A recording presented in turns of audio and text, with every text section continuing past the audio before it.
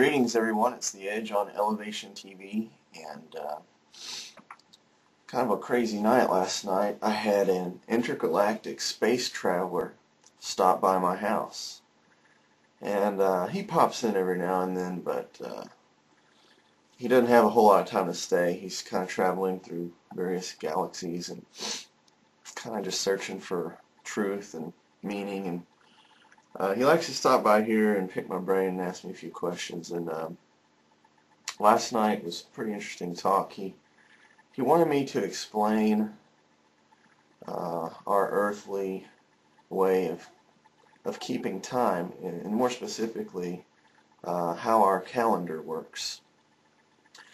And so, you know, I did my best. It's hard when you talk to somebody that is not even of your species and explain units and measurements of time, or any kind of measurement really. But I explained to him, you know, the second, the minute, the hour, the day, how that leads into a week, a month, and a year. And of course, all that leading up to the year mark, I had to explain, you know, that that's approximately 365 days, and that's how long it takes the Earth to do one full rotation around the sun. He's actually pretty impressed because he's of a little bit higher intellect than us.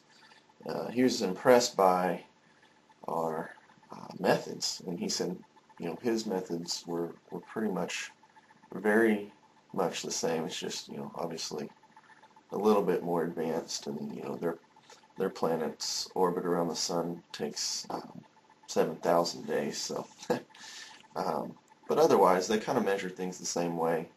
But he started asking, okay, so, you know, what's this little stamp at the bottom right hand corner of your computer that says November 7, 2007? And this was yesterday, that's why November 7th and not the 8th. Well, I said, you know, the November is the month, and as I explained to you earlier, there's 12 months to a year. We divide the months up into 12 segments.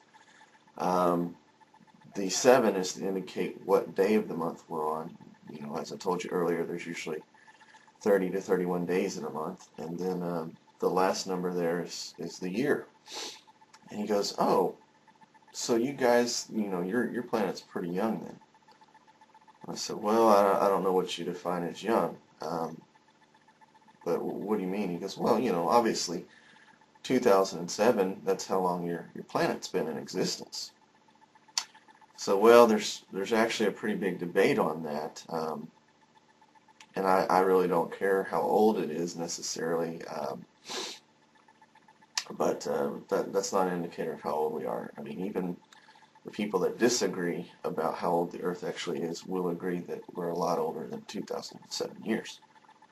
And Space Traveler Spiff looked at me and he said, well, oh, I get it. Your culture's probably a lot like mine. We marked time once our species advanced far enough to start recording history. And, you know, you guys probably developed some sort of oral language long before you developed any kind of written one, and so you've been writing and keeping track of things for 2007 years. That's how it works, right? No, Spiff, you're still wrong there. We have quite a few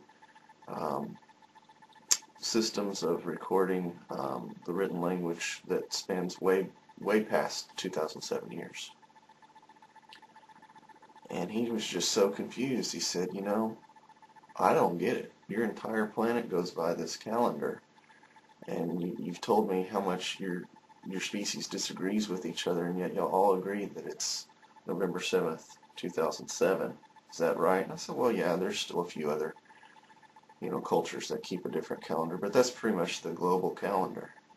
And he said, well, what historical event had to happen 2007 years ago for all of you to accept this as your date?